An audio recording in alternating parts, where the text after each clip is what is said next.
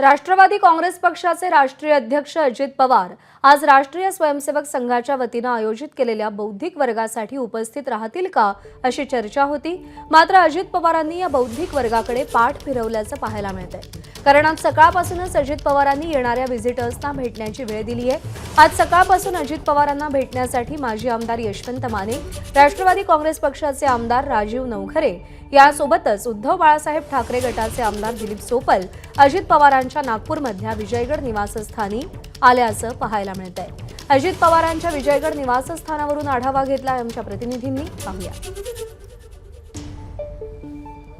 राष्ट्रीय स्वयंसेवक संघाच्या डॉक्टर हेडगेवार स्मारकामध्ये भाजपच्या वतीने आज सर्व महायुतीतील घटक पक्षातील आमदारांना सकाळच्या बौद्धिकासाठी बोलवण्यात आलं होतं। राष्ट्रवादी काँग्रेस पक्षाच्या वतीने राष्ट्रीय अध्यक्ष अजित पवार जाणार का या संदर्भातली मोठ्या प्रमाणात चर्चा होती। मात्र राष्ट्रवादीचे राष्ट्रीय अध्यक्ष अजित पवार आपले नागपुरातील जे सरकारी निवासस्थान आहे त्या सरकारी निवासस्थानीच असल्याचं पाहायला मिळतंय। विजयगड हे उपमुख्यमंत्री अजित पवार यांचं नागपूरमधलं सरकारी निवासस्थान आहे। या निवासस्थानी अजित पवारांना आज सकाळपासूनच व्हिजिटर्सला वेळ दिल्याचं पाहायला मिळतंय। अनेक कार्यकर्ते यासोबतच आमदार अजित पवारांना भेटायला जाताना आपल्याला पाहायला मिळतात।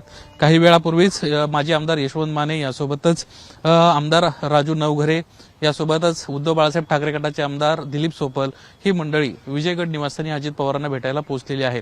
अजित पवार आजच्या या बौद्धिकासाठी उपस्थित राहणार का ही चर्चा होती। मात्र राष्ट्रवादी काँग्रेस पक्षाच्या वतीने केवळ एक आमदार राजू कारेमुरे हे त्या ठिकाणी पोहोचलेले आहेत। बाकी कोणीही त्या कार्यक्रमाला गेलेलं नाहीये किंबहुना त्या कार्यक्रमाकडे पाठ फिरवल्याचं पाहायला मिळतंय। ज्यावेळेस राष्ट्रवादी काँग्रेस पक्ष महायुतीमध्ये सहभागी झाला होता त्यावेळी जे असेंब्ली सेशन पार पडलं होतं हिवाळी अधिवेशन, त्यावेळी देखील कोणीही त्या ठिकाणी गेलं नसल्याचं पाहायला मिळालं होतं। या आज पहिल्यांदाच एक राष्ट्रवादीचा आमदार त्या ठिकाणी गेलेला आहे। दुसरीकडे राष्ट्रीय अध्यक्ष अजित पवार देखील जातील का अशा पद्धतीची शक्यता होते।